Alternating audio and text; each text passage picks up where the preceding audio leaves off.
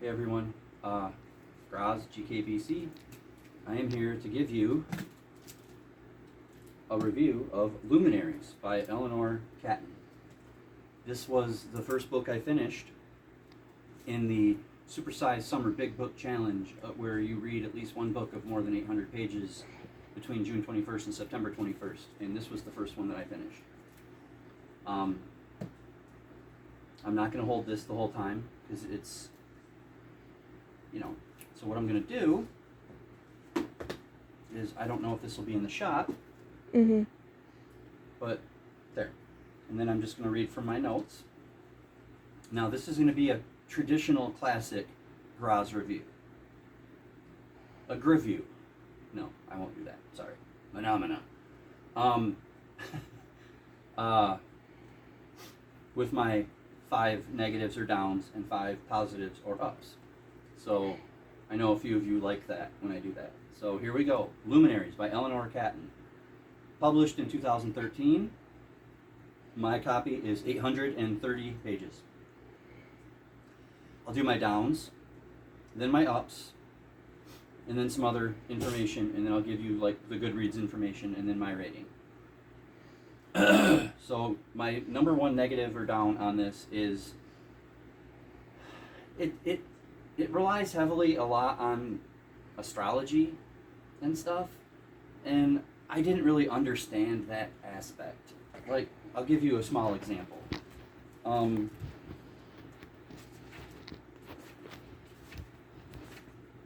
go until I find a chapter break here.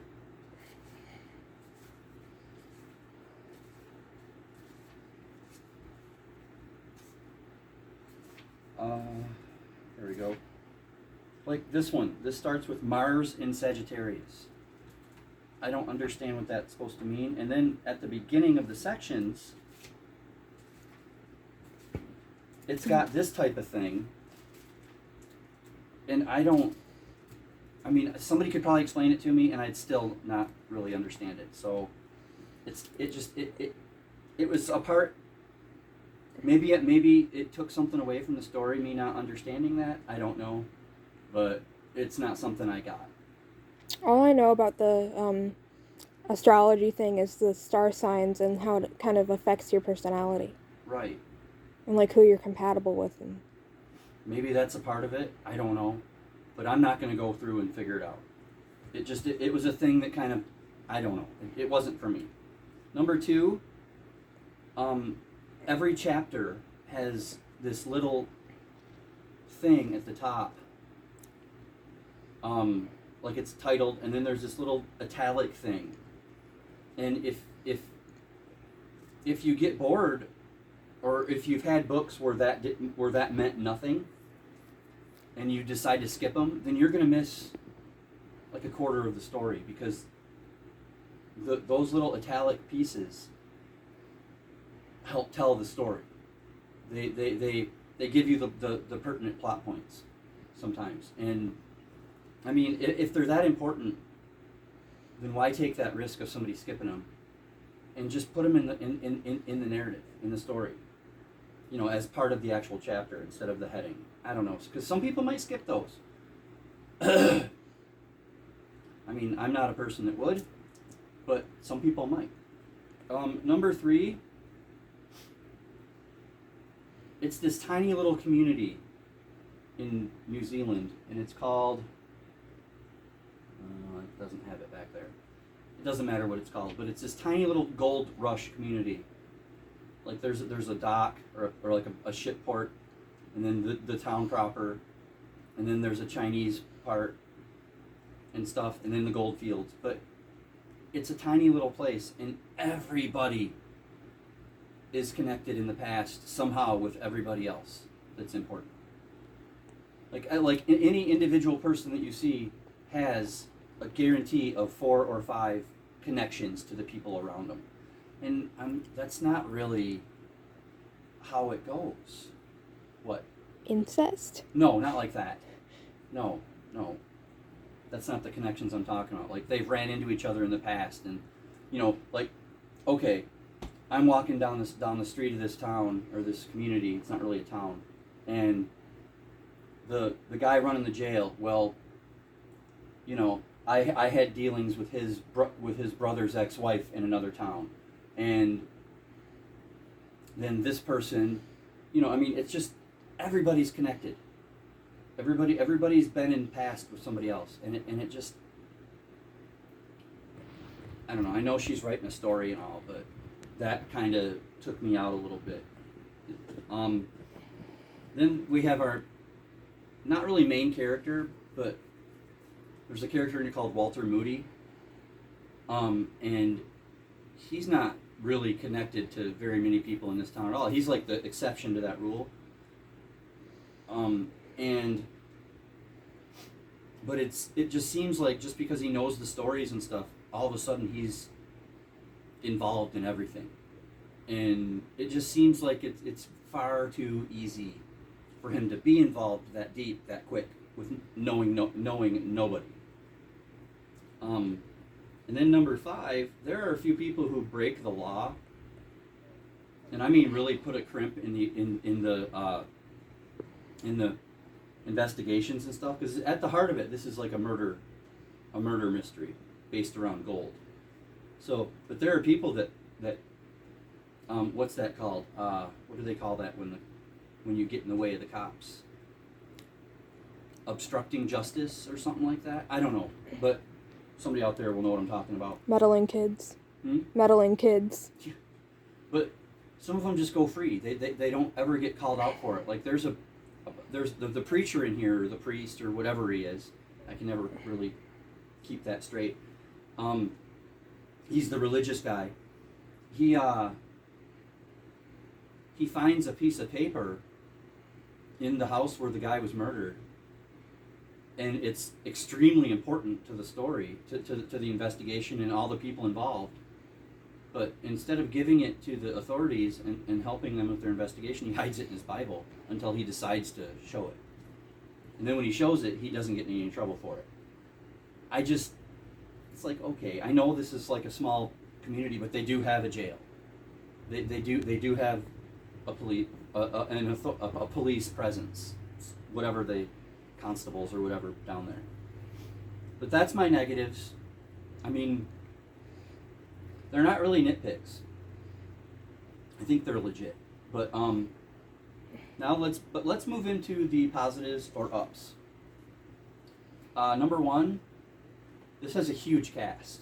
I mean, you're talking 15 characters that you have to keep track of. And at first that sounds kind of daunting, or, wow, that's way too many. But it never actually drags. Like, you're always invested. You know, and thanks to those little italic chapter headers, you always kind of know who's who and what's what. So, anyway, so maybe that one is a nitpick. Number 2, for a while, they're sitting in like a dining room or a bar or a saloon room of this hotel, and they're all telling their individual stories that match up to create the narrative so that we can figure out who did all these things. And I kind of like that. It's like sitting around a campfire and telling stories. They did that in Hyperion. And they do that in here. So I really like that aspect. The overall mystery, this is number 3. The overall mystery, I mean, it's almost like Eleanor Catton grew up reading Agatha Christie, because you really, unless you keep a chart somewhere, if you're one of those people, you're never really going to figure out who did what and what happened here, and who's, you know, until it's revealed. And I like that, because sometimes it's far too easy for me to guess the ending or the bad guy. And, you know, like sometimes I'll be reading a book, and as soon as the bad guy comes on screen, so to speak, or on page, boom, I go, well, that's the bad guy. That's who's going to be. You can't trust him or her at all. Mary Higgins Clark is awful at that. Anyway, number 4. it's a neat location and era to tell a story. It's New Zealand and it's the gold rush. It's really cool because there's no technology to lean on for crutches. People got to do their own legwork. They got to figure things out. I mean, this is really cool. And then number 5, and I'm not going to give details on this because I don't want to spoil this for anybody, because I know at least Kim at the Paper Traveler is planning on reading this, and my mom might watch this, and I know she's going to read this. So it has a very, and only the daughter will truly understand what I'm about to say. It has a near satisfying conclusion. It's not fully satisfying because, say it. We can never be satisfied. There you go. Not fully. Okay. Those are my ups and downs. Okay. Now I'll get into some of the nuts and bolts of the book itself. The cover is designed by Jenny Grigg. And it's really neat. If you look at it, it's like phases of the moon. It's really arresting and it, you know, I mean, just looking at it, I was taken in. It's designed by Jenny Grigg, and it's painted by the Canterbury Auction Galleries. The illustrations on the inside, which are mainly them astrology wheels, were done by Barbara Hilliam. I mentioned earlier that it was 830 pages. On Goodreads, it has a 3.74 out of 5, which is about average on Goodreads. That's not bad. And that's across 78,524 ratings and 9,127 reviews. I personally gave it a 7.7 out of 10. So if you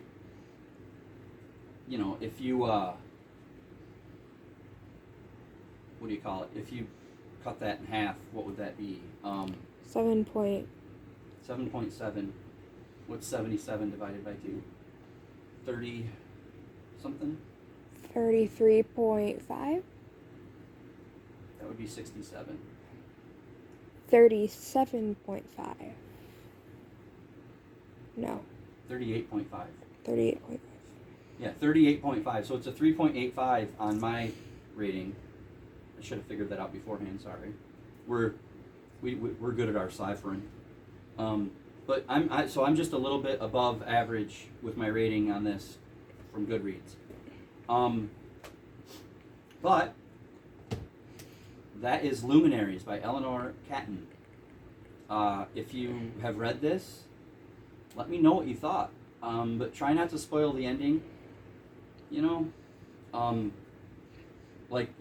For the people that are going to still read it. But I mean, that was our cat messing with the cat dish. But I love this cover. It took me a little while to read.